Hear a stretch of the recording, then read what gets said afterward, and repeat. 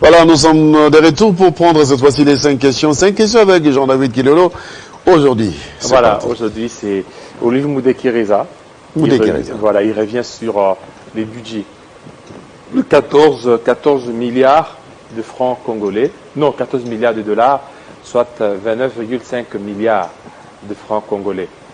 29,5 000 milliards voilà, de francs congolais et 14 milliards de dollars comme notre budget.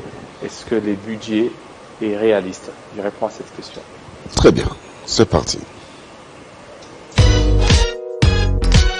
Certainement, c'est réaliste. Et maintenant, on l'envoie à l'ECOFIN. On va voir si même il n'y a pas moyen encore de ramener même les 14 milliards à 15 milliards. C'est possible. Vous savez, moi je suis du secteur privé.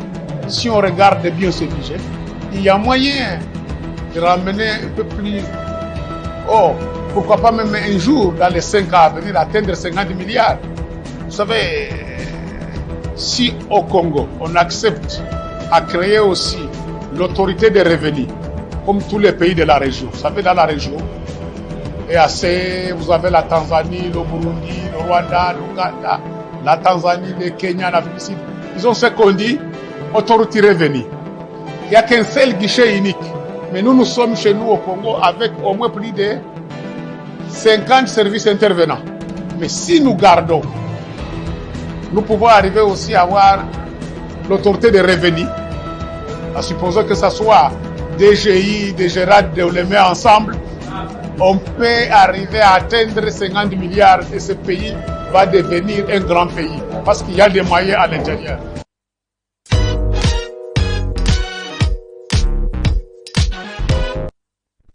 Voilà, il y a des moyens, il faut canaliser les moyens pour avoir un budget consistant. Allez, c'est parti donc pour la deuxième question. La deuxième question, est-ce que ce budget aura-t-il un impact sur le social?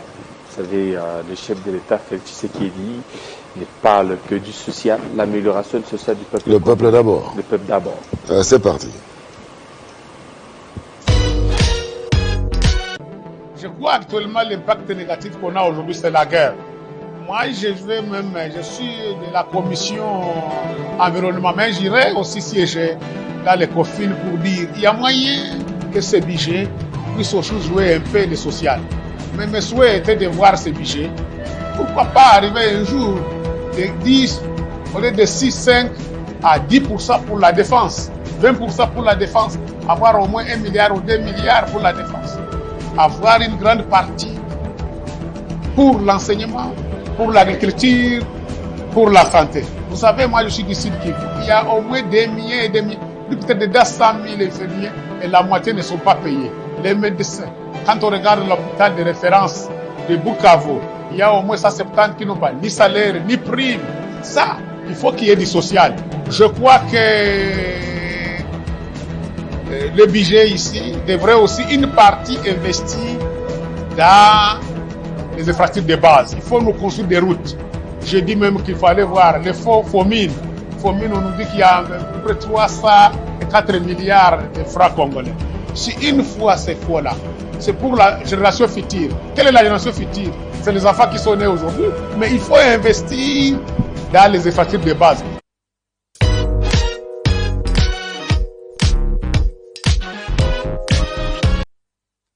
C'est là l'honorable Moudekireza. Olive Moudekireza. Qui?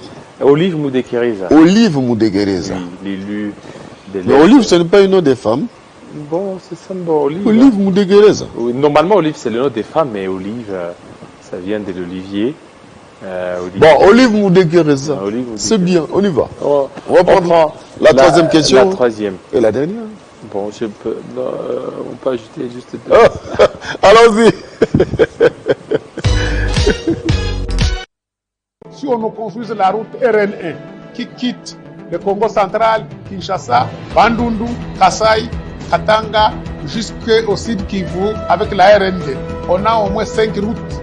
La route RN1, RN2, RN3, RN5. Si on construit ces routes-là, vous allez connecter tous les pays. Et ce budget-là, c'est à peu près au moins 5 milliards de dollars. Mais je crois qu'actuellement, on peut continuer progressivement. D'abord, la défense, l'agriculture, la santé, l'enseignement. Si ces 4 secteurs-là prennent le gros de ces budgets et la rémunération, regarde aujourd'hui, si Goma est bloqué, où est-ce qu'on passera pour aller au Sud Kivu? Il faut construire l'aéroport de Kaboum.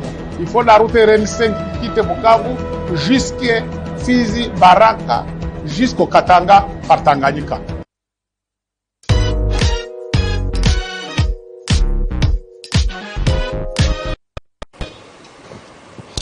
Alors, le point de vue d'Olive Moudekereza, député national, élu de...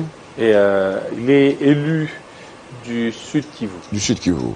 Eh bien, il avance des bonnes idées qu'il faudra matérialiser, hein, parce que l'interconnexion des provinces, c'est quelque chose qui peut apporter, qui peut booster l'économie nationale.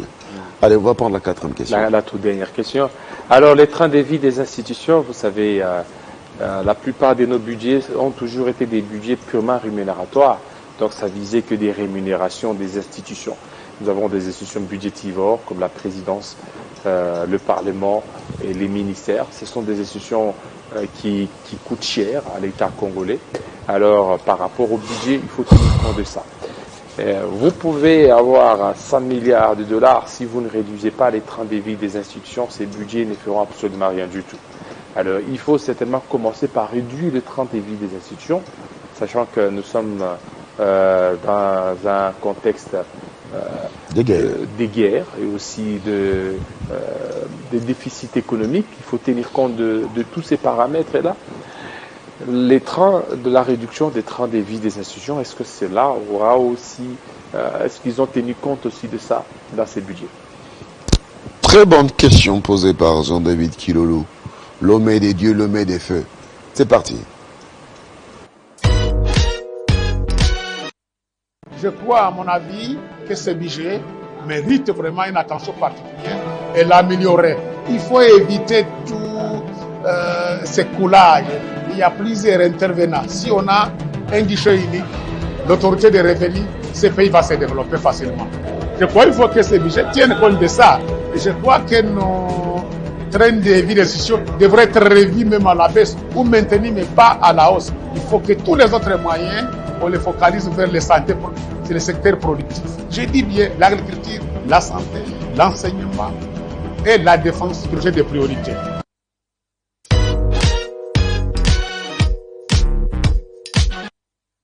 Oui, c'est bien d'avoir un budget de 14 milliards de dollars américains. Il faudra maintenant matérialiser cela.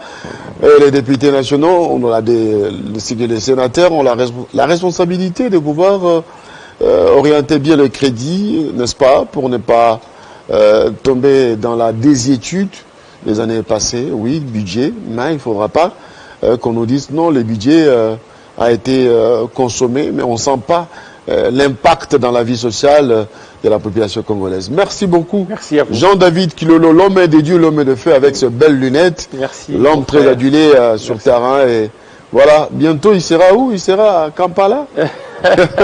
Non, il est à Kinshasa, chez lui. Voilà. Il faut présenter les 5 questions. Merci beaucoup, Jean-David. Merci Kilolo. à vous, Crispin. Mesdames et messieurs, on... Major Mamboléo. Major Mamboléo, vraiment prompte guérison à vous, mon major. Mais non, mais le major ne tombe pas malade, on a besoin de vous. Voilà. On a besoin de vous, parce qu'en cette période de guerre, ne tombe pas malade. Voilà. Non, bonne guérison. Major Mamboléo. Major Mamboléo. Mamboléo sans Swahili. Mamboléo. Makambolelo. Allez, merci beaucoup. Bien, bonne guérison à Major Mamboléo. Bonne guérison à tous ceux qui sont malades maintenant. Restez votre guérison, soit guéri. On se retrouve, mesdames et messieurs, pour la suite avec notre invité du matin. Tout de suite. La stratégie mise en place est simple. Susciter des foyers de tension et provoquer l'insécurité à plusieurs endroits de la République. Décourager les investissements et empêcher la mise en œuvre du programme de reconstruction nationale. Bref, créer le chaos et justifier la balkanisation de notre pays.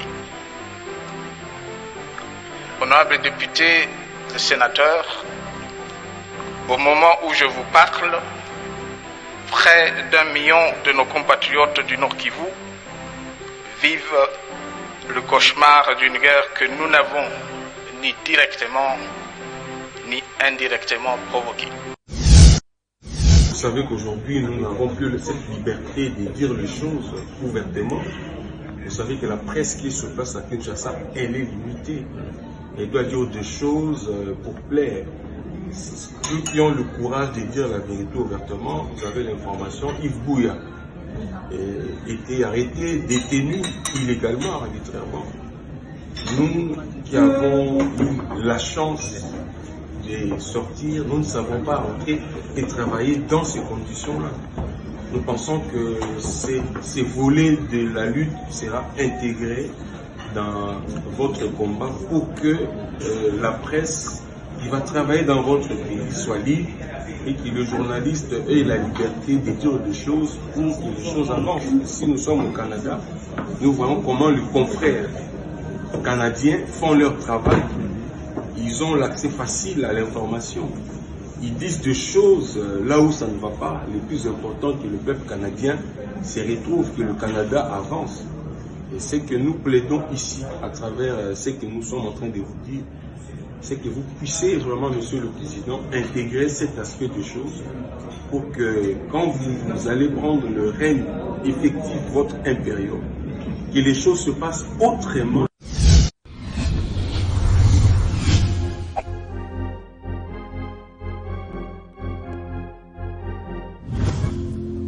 Nous sommes détenteurs dans notre sous-sol de près de ou plus de 60% des minerais stratégiques. Ceux qui vont faire l'économie de demain se trouvent ici au Congo.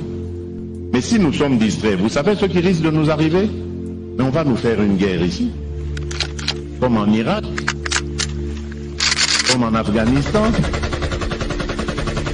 Des multinationales vont prendre des pans entiers de notre pays et vont les diriger avec des seigneurs de guerre uniquement pour exploiter nos richesses. Et demain, quand il n'y aura plus rien, on nous abandonnera et nous ressemblerons à la Somalie. C'est ça qui risque de nous arriver si nous ne sommes pas vigilants. Mais tout ça demande de la concentration, du sérieux. Si nous ne faisons pas attention, comme je vous l'ai dit, on va nous diviser, on va nous séparer pour notre propre malheur. Et nous n'aurons que nos yeux pour pleurer. Et moi, ça ne m'a jamais traversé l'esprit comme scénario. Donc je ne suis pas prêt, c'est pour vous montrer la détermination que j'ai.